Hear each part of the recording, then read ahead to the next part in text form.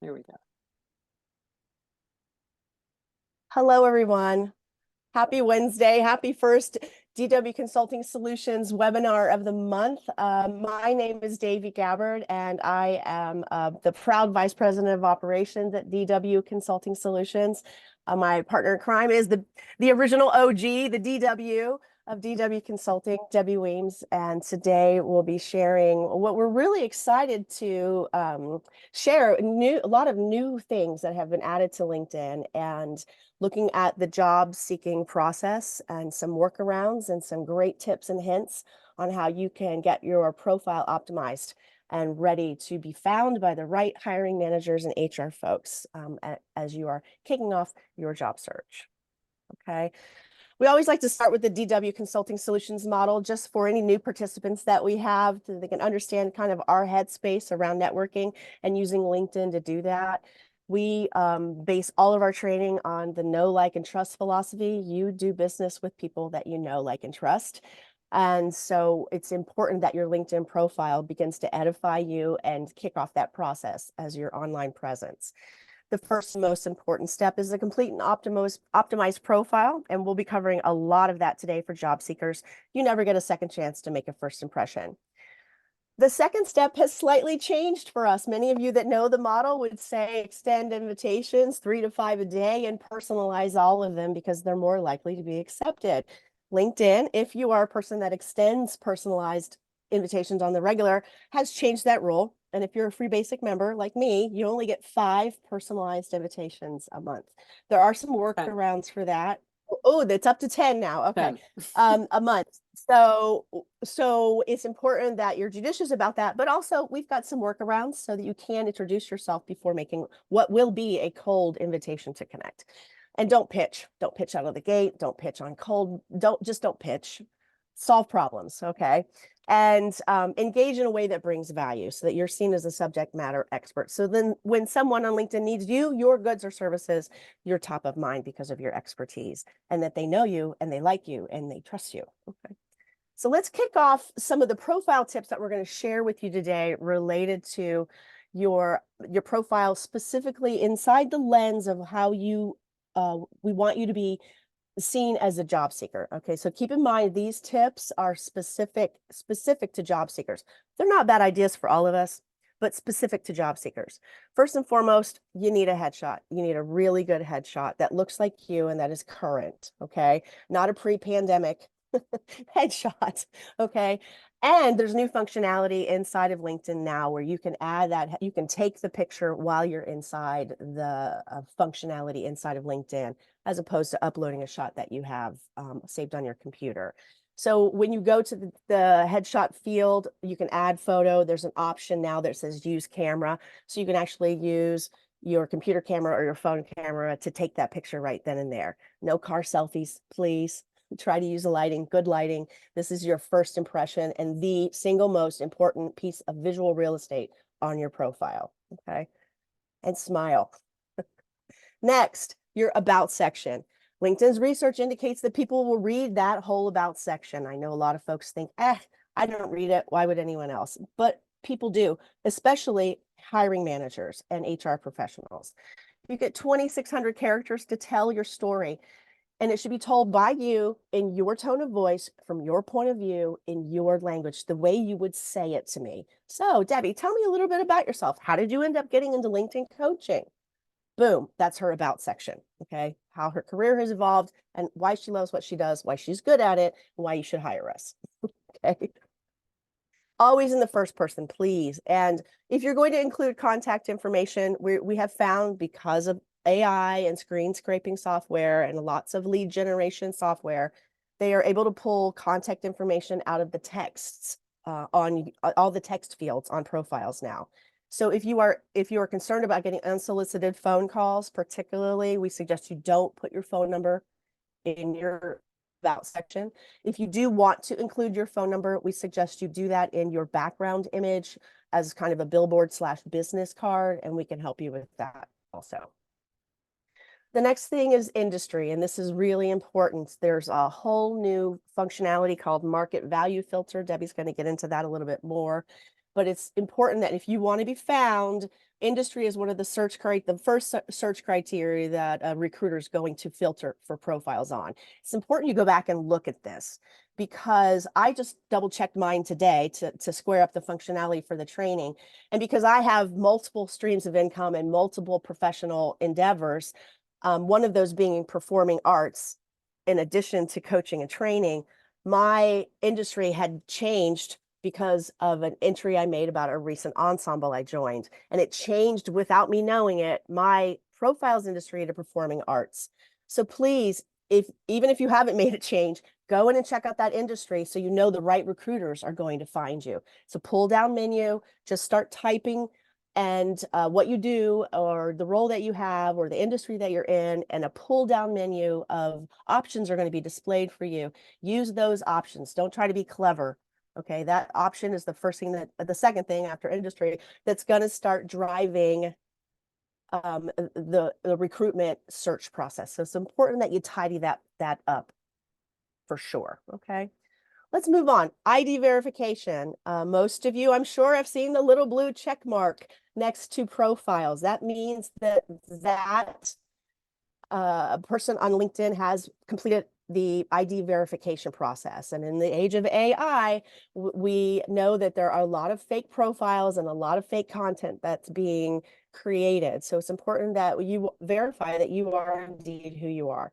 You can use the persona or clear function to do that if you already have clear through, say, your airport, your travel, those kinds of things. And there is functionality right there on your profile that says more about this profile, verify now, for clear or persona. You need to verify your identification with your government issued ID. And it's important that your name as listed on your profile matches that government ID. If it doesn't match it, if you have a maiden name inserted or a nickname inserted or some other type of language inserted into your name fields, it's not going to match and your identification is going to be rejected. So be thoughtful about that as well as you're completing your profile optimization. Make sure your name is accurate and it matches your government ID. If your government ID does not match, get a new one or change your profile, but the two have to match. It's optional, but we feel very strongly, let's go back to that know, like, and trust philosophy. This is all about trust and making sure that you are who you say you are and that no one else is spoofing and trying to be you. Anything you can do to validate who you are will help you on your job search journey. Okay, so we know it's you and it's really, really you. More tips, the featured section. I'm sure a lot of you are seeing now as you go down someone's profile, you see a featured section. We've talked a lot about it. We promote it. We consider it your highlights reel, or let's say the portfolio, the most important pieces of work product that you might present during a job interview. Remember when we used to walk into job interviews with portfolios and printouts? Same kind of thing, things that you're excited about promoting about yourself or your business. Now it's important that you keep that up to date, especially as a job seeker now. Okay, go in there and be thoughtful about that, because that's one of the first things that we see on your profile. And you're telling me and the recruiters and the hiring manager, this is the most important thing I want you to know about my activity on LinkedIn. So it's important that you take advantage of that feature section. And then it's under recommended. And think of it as the opportunity for you to emphasize and repurpose your best online content. Posts, newsletters, articles, links to outside content, media, those types of things, white papers, those types of content. And this is the way you do it. When you're in your profile, you're going to, underneath your profile, you're going to see add profile section, and you're going to click on that. This little white micro menu is going to pop up. You're going to want to go to recommended, okay? And then under there, you'll see add profiles section. You'll see the add the featured section. A note about media. Media means videos, images, photos. We suggest, now that the profile video has been removed, you may have visited profiles and seen that little video pop up, or the ring around the profile and a 1-minute video pops up. That functionality has been removed, but you can still take advantage of those videos by adding them to your featured section. 1 minute tops on your cell phone. It's super easy to do. Authentic is the new black. And it needs to be professional, but it's an opportunity for me to get to know you better, how you verbally communicate, how you handle yourself, and what's important to you. So we always recommend that you have a video there. And then skills. They've increased the limit on skills from 50 to 100. Now, what we used to say to people is no one has 50 different skills. No one does. All right. We would say this was 50 different ways to say your keywords, 50 different ways to say your value proposition. And you can still handle it that way. And we've got another 50 more to add. It's terrifically tedious because of the market value filters and some of the things Debbie's going to hit on that. It's time for you to look at how your skills are rendered on your page, which ones you've selected, whether the number had increased or not. As a job seeker, it's important that you go and look for those skills. If you're going to do any job applications with the ATS software, particularly through LinkedIn recruiting, it's going to look for those skills in your profile to match the skills required for the job. If you don't have them, it's going to affect your application. So added benefit to adding from 50 to 100 is as you're seeking jobs, if there's a job you're interested in and a skill required for that job that's not listed, go list it on your profile, so that you qualify to submit the application for those positions. And add ones that you really want to emphasize. You can pin the most important ones to the top of the list. Those are the ones that are initially displayed until someone clicks on see more skills. It is part of the algorithm and part of the search engine optimization for your profile. But we don't want you to feel like, oh my gosh, I have to come up with 100 different things I'm good at. That's not what we're getting at here. Marketing communications. It's the same, different ways to say the same things that will help you with your search results. All right. And what you do here is you go to your skills, you can start typing a skill, and then a list of pre-populated values are there. Go ahead and select one of those. The more of LinkedIn's language that you use in these fields, the better your search engine optimization is going to be.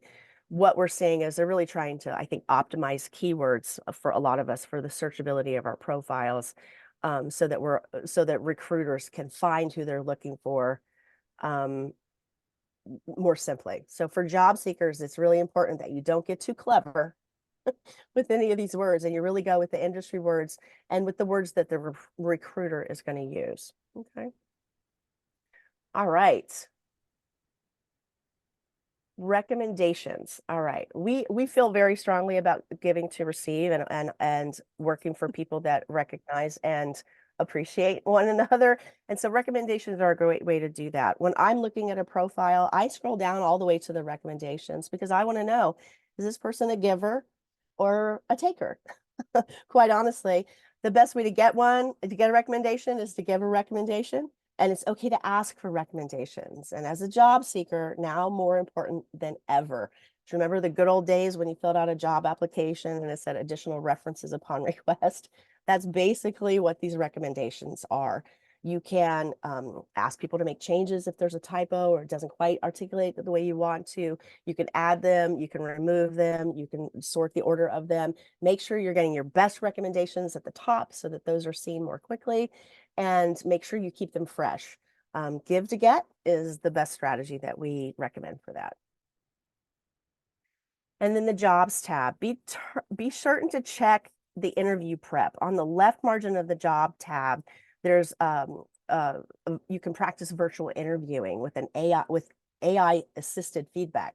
This is one of those instances where we think AI, it can be very helpful, and an implementation of AI that is very effective and kind of cool. So once you begin viewing ads, algorithms are going to kick in. They're going to suggest more jobs that you may have an interest in. So be sure to just keep your antenna open for all of those opportunities.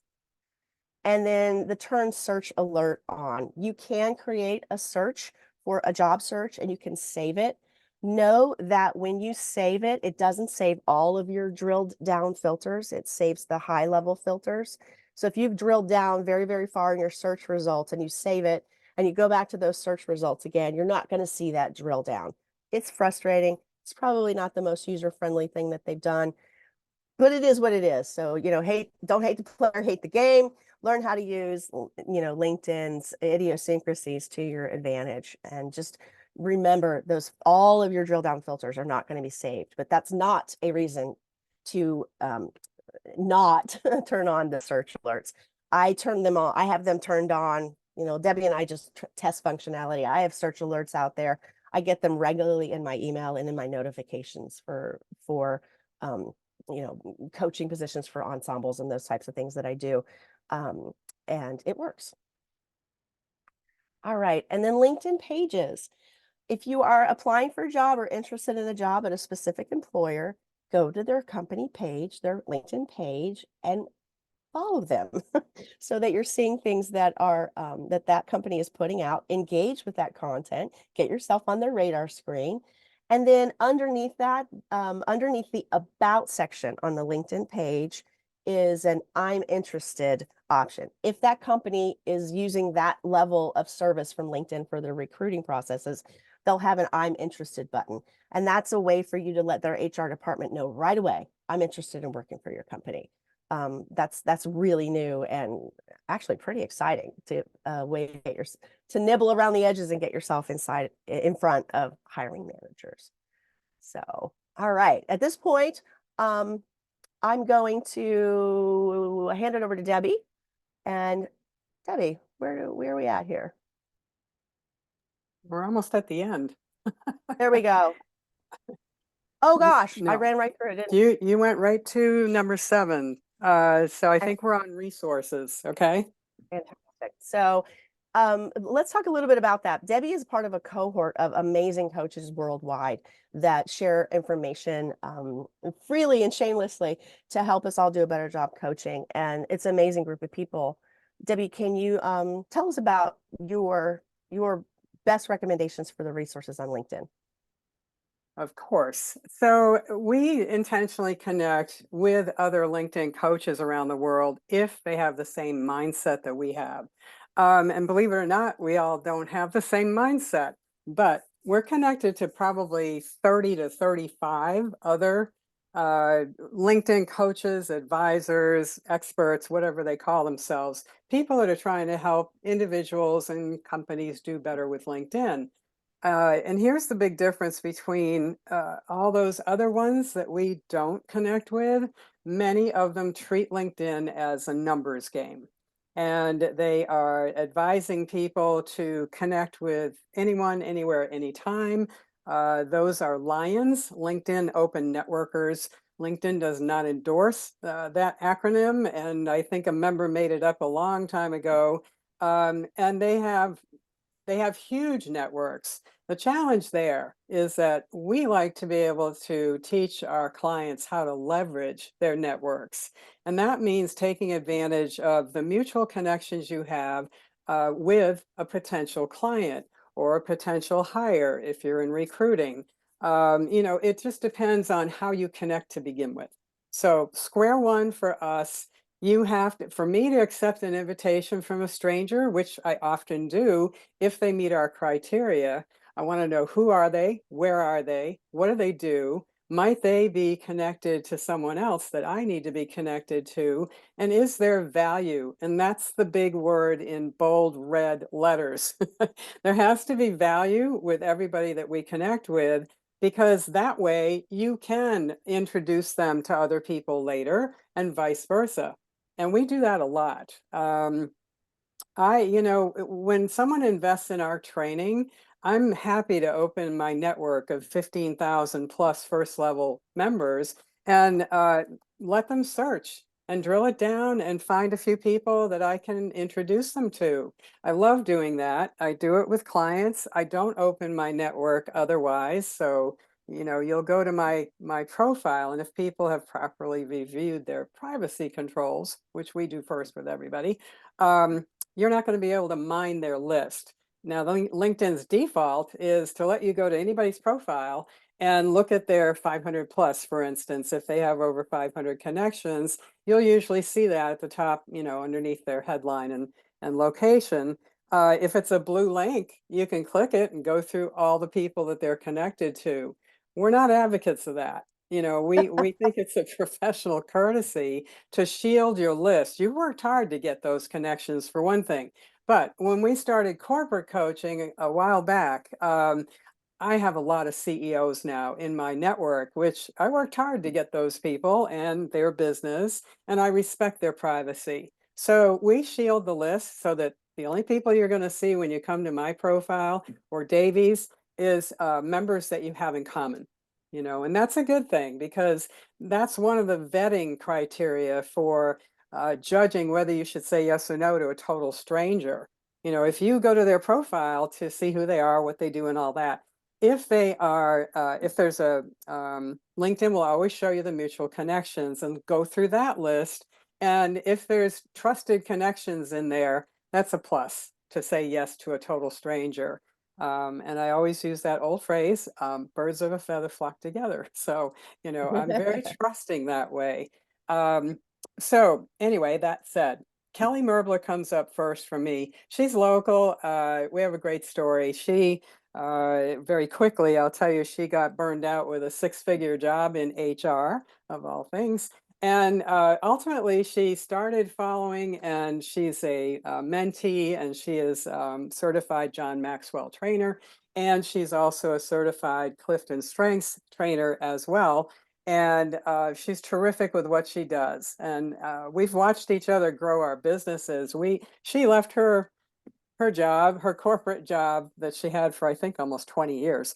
And I found my calling, to launch my business almost at the same time. So it's been fun to watch each other grow. Anyway, connect with Kelly. You'll have to follow her. All of these people we're referring. When you go to their profile, you're going to see a follow button instead of connect. And that's their preference. So they like to have people follow them first and kind of keep an eye on your activities, see who you are, how you're behaving on LinkedIn, and then they will initiate an invitation to connect. And there's a lot of people that follow that strategy. So when you are in what's called creator mode, and we hope you have a few thousand connections before you flip that switch, it makes your blue button on your profile say follow instead of connect. And when you follow somebody, I follow Bill Gates. Bill Gates could care less about Debbie Weems or DW Consulting, but I like what he puts out for content and I want to see it in my feed, so I follow him. And he's got well over 1 million followers. And by the way, the limit for first level connections on LinkedIn is 30,000. And honestly, I don't care if I ever hit 30,000. I'm comfortable the way I grow my network because I get to know them. And I can safely say out of 15,000 members, I probably know 2/3 of those members, either through working with them individually or corporate coaching or speaking engagements, or just the way I've been on LinkedIn for the past 12 years, 13 years. I don't know. I've been a member longer than that. But anyway, that was a little bit more explanation than you probably expected on this page of resources. The other, Coffee with Kelly is something that Kelly Merbler has started and grown since COVID kicked in as a way to stay in touch with people when you couldn't, do that in person. And I strongly recommend that you hit that link or go to Kelly's profile and get to the Kelly Merbler Company website and check out Coffee with Kelly. Typically, she's got 60, 70 people on that 1 hour call, and half of them are going to be HR people that she's known for years. And they are there to help you. And it's an amazing strategy that she started and has grown. She's awesome. Jillian Whitney, she is the queen of video in our book. And Jillian has a whole bunch of videos on YouTube, a lot of great tutorials. And I'm sure she's got one on doing that little video of yourself and getting it on the featured section. But check her out. Again, follow these people. Their content is amazing. And she does make video easy. So I put one up this morning from my, I just had cataract surgery yesterday. I'm fine. It's fine. Don't be afraid if you have to go through that. But I was at my surgeon's office this morning, and outside, I just did a quick video, and in seconds, I put it up on LinkedIn just as a final call to people to get them to sign up for this webinar if they're in job seek mode. It's that easy. It is that easy. Check out Kevin D. Turner. I put the middle initial in there because there's lots of Kevin Turners on LinkedIn, but only one Kevin D. And he's in Dallas. And Kevin started tracking and keeping a log of all the LinkedIn changes. And if you check his profile, you'll see that he's got 4 years worth of I'm going to call it a log of all the changes that have happened to LinkedIn. And you won't believe it. He just put up a post this morning, being the end of January, and I think there's 14 changes. And then there's some things that have been RIP'd, as he puts it, rest in peace. They've been done away with, like the video, the profile video was done away with.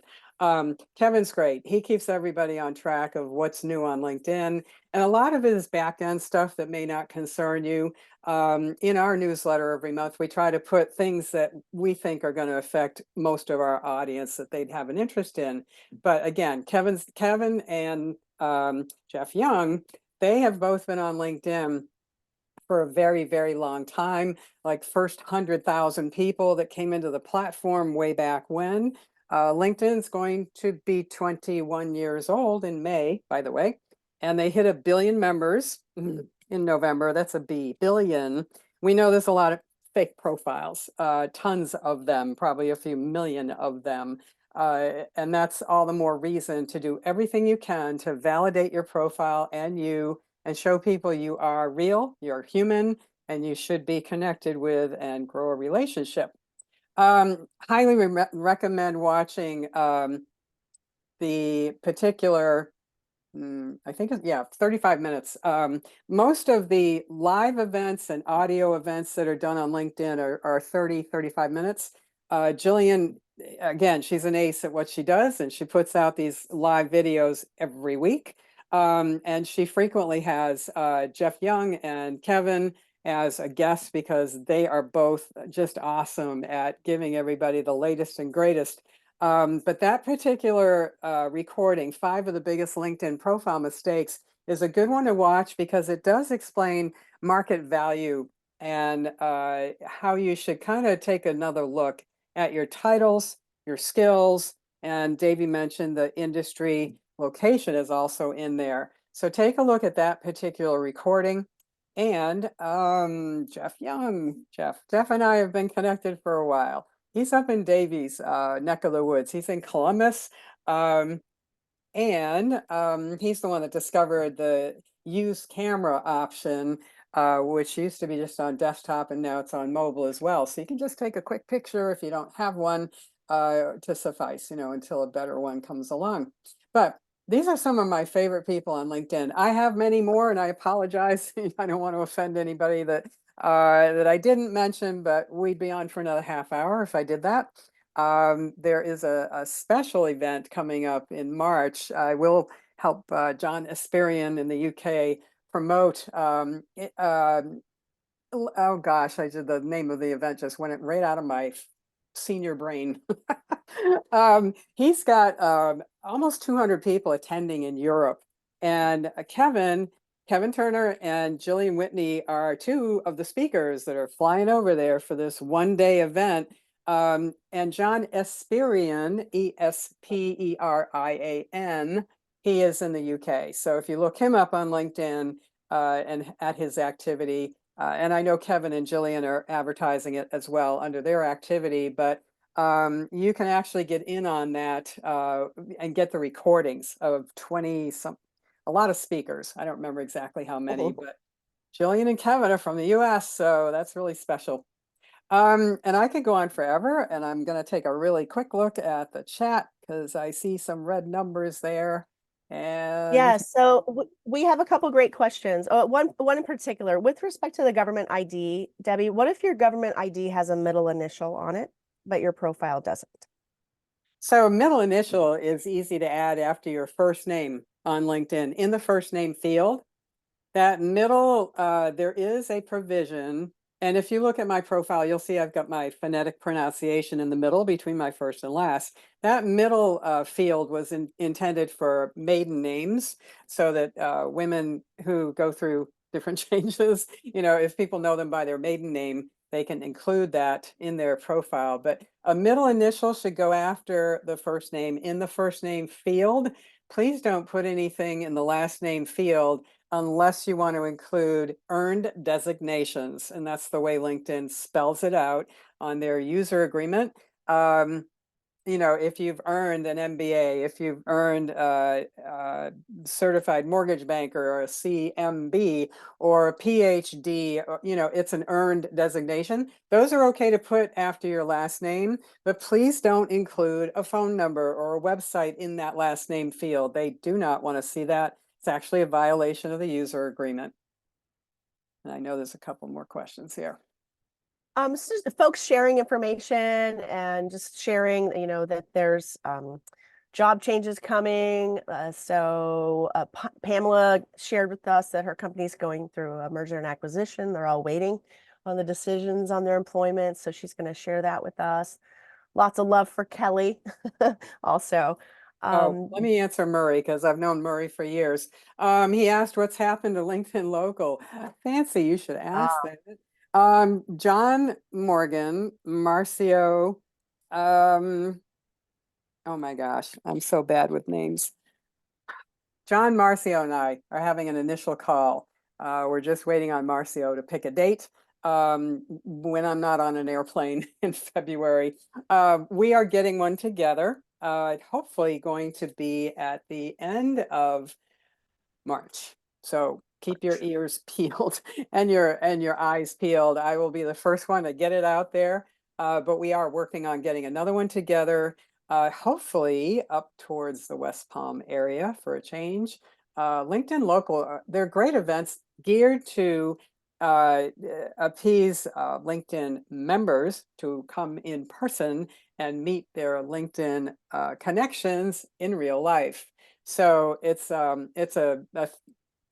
an event that was started a long time ago, and it's just, we had a couple, I attended a couple, John Morgan hosted a couple, Kelly Merbler hosted one down in Fort Lauderdale, so I think probably about 4 or 5 years ago. And they're just great opportunities to take those relationships to the next step that are local people that you're connected to.